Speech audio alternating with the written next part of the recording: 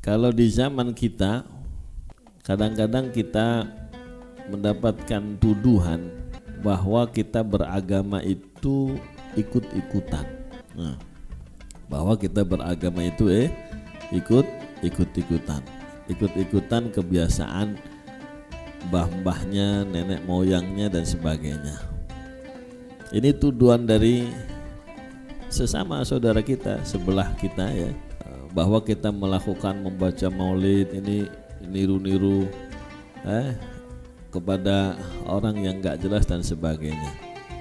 Ya, memang di dalam Al-Quran ada dua model mengikuti nenek moyang, mengikuti kakek keturunannya.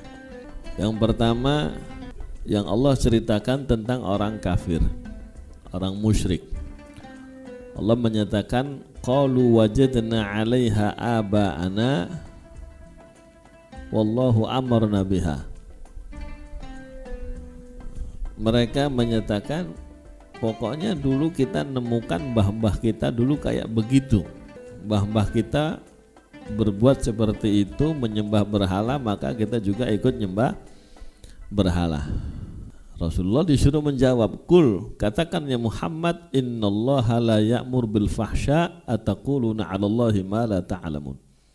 Allah enggak mungkin memerintahkan satu hal yang jelek, yang bejat.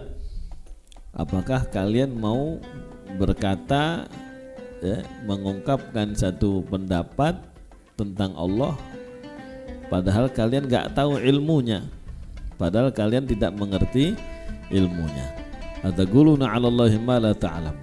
Jadi ada mengikuti mbah tanpa kaidah, tanpa ada kejelasan bagaimana mengikuti itu, dasarnya, patokannya, pedomannya apa.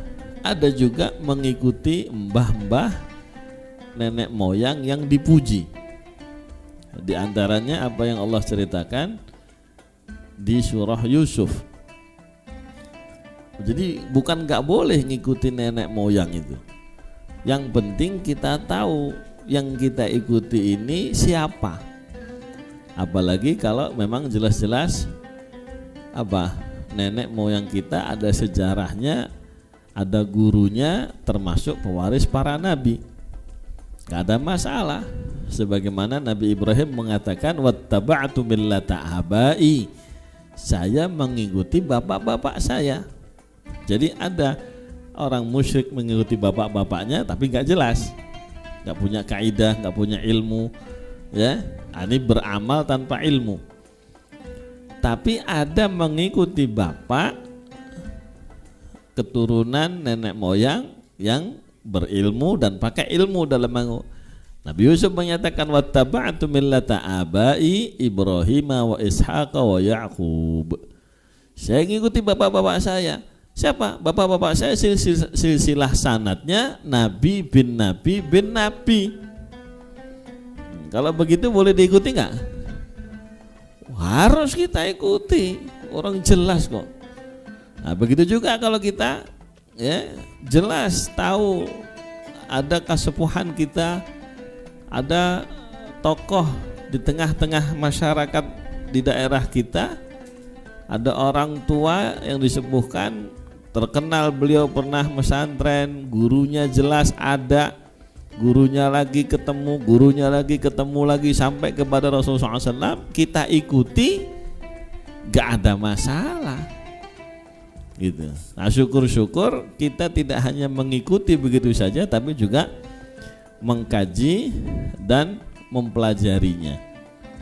Apa dasarnya beliau berbuat seperti ini, bagaimana beliau ketika melakukan satu hal yang dianjurkan kepada kita, nah itu lebih bagus ya. Jadi kita mengerjakan sesuatu dengan sandaran yang kuat. Jadi tidak seperti yang dituduhkan, wah itu mah kebiasaannya orang tua-tua dulu ya, sholawatan ini ya. Kalau orang tuanya dulu ulama, aulia, solihin, berhak gak untuk diikuti? Ya berhak.